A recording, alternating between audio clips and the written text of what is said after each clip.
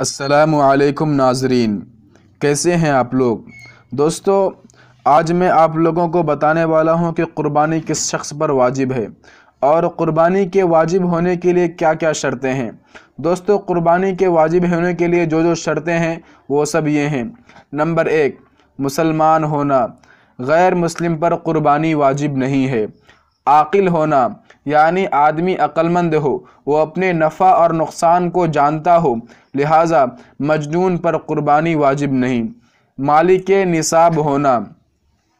मालिक निसाब होने का क्या मतलब है, यानी शरीयत इस्लामिया ने डायरेक्टली हर एक पर क़ुरबानी वाजिब नहीं किया है, बल्कि किसी के ऊपर अगर किसी के पास इतनी मालियत है या इतनी मालियत का पैसा है तब क़ुरबानी वाजिब होगा, और वो मालियत है 52.5 तोला चांदी। और दोस्तों, 1 तोला आजकल के हिसाब से 11.66 ग्राम का होता है। अब आइए तो हम लोग जानते हैं कि चांदी की कीमत अभी मार्केट में क्या चल रहा है। तो दोस्तों आप एक फ़ोटो देखिए। दोस्तों, ये जो आप देख रहे हैं ये चांदी की कीमत है। ये अलग अलग शहरों में अलग अलग कीमत के हिसाब से भी चल रहा है, लेकिन बस सिर्फ कुछ ही पैसों का फ़र्क होता है।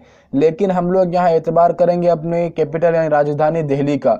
दिल्ली में अभी 1 ग्राम चांदी की कीमत है 52 रुपया 81 पैसा, और 10 ग्राम चांदी की कीमत है 528 रुपया पॉइंट 1 पैसा, और 100 ग्राम चांदी की कीमत है 5281 रुपया, और 1 केजी चांदी की कीमत है 52,810 रुपया। दोस्तों, अब मैं आ चुका हूँ कैलकुलेटर पर।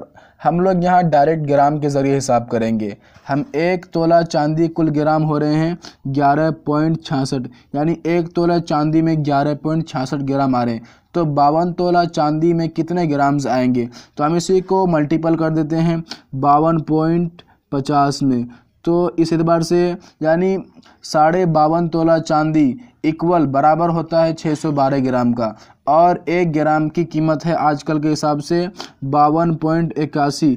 इस एतबार से 612 ग्राम यानी 52.5 तोला चांदी की कीमत आजकल के हिसाब से क्या हो रहा है वो हमारे सामने भी आ जाएगा। यानी 52.5 तोला चांदी की कीमत हमारे आजकल के ज़माने के हिसाब से 32,327 रुपया हो रहा है। यानी अगर किसी के पास 30,000 के करीब रुपया है, उसके तमाम ज़रूरियात को छोड़कर, उसके तमाम असली नेसेसरी वर्क्स हैं उन तमाम को छोड़ करके अगर किसी के पास 30,000 रुपया है या उसी के बराबर उसके पास मालियत है, चाहे वो जायद मकान की सूरत में हो या फिर किसी जायद सामान की सूरत में हो या बिज़नेस की सूरत में हो, किसी के पास 30,000 रुपया अगर है तो उस पर क़ुरबानी वाजिब होगी।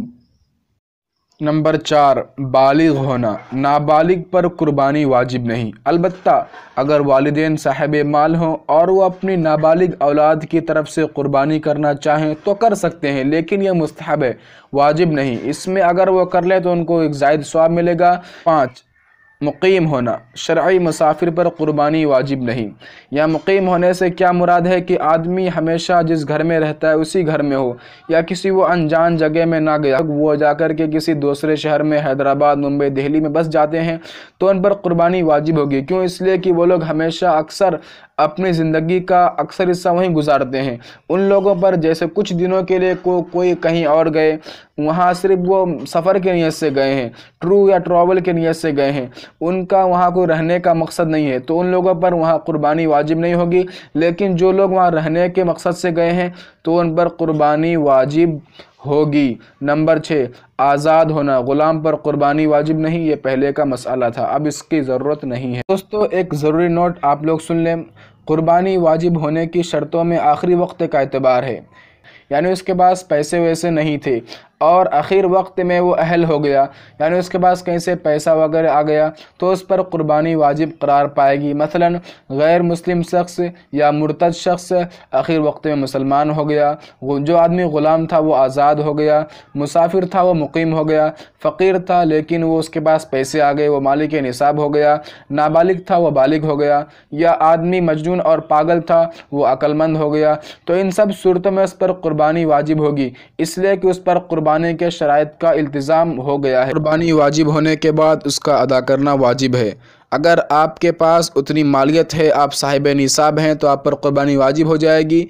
अगर आपके पास फ़िलहाल रुपए नहीं हैं तो आपको कर्ज़ लेकर के क़ुरबानी अदा करना होगा, क्योंकि क़ुरबानी वाजिब है और ना करने की सूरत में वो गुनहगार होगा और वो अज़ाब का या फिर सज़ा का मुस्तहिक होगा। इसलिए क़ुरबानी करें और तमाम गरीबों में गोश्त को बाँटें। दोस्तों, अगर वीडियो अच्छी लगी हो तो प्लीज़ वीडियो को एक लाइक कर दीजिएगा, हमारे चैनल को सब्सक्राइब कर दीजिएगा और दोस्तों शेयर ज़रूर कीजिएगा। लोगों को मसाइल मालूम नहीं है दोस्तों, प्लीज़।